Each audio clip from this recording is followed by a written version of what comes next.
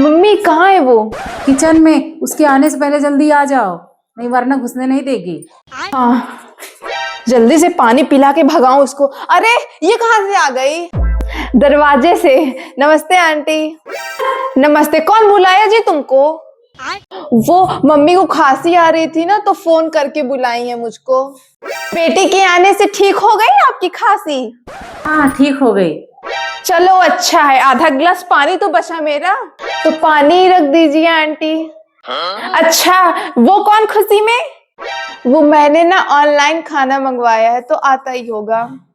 अरे वाह, होटल का खाना। बेटा मैं भी तो बनाई हूँ खाना।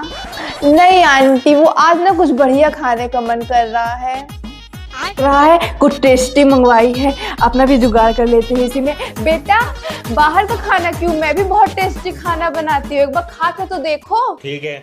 अब तो ऑर्डर कर दी है बाहर से, नुकसान हो जाएगा। कुछ नुकसान नहीं होगा भाभी जी, सब लोग मिल बांट कर खा लेंगे। मम्मी अब इतना कह ही रही हैं आंटी, तो खा ही लेते हैं। ठीक है, खा लेते हैं। खाना तो खा ली हूँ आंटी, अब चलती हूँ ना।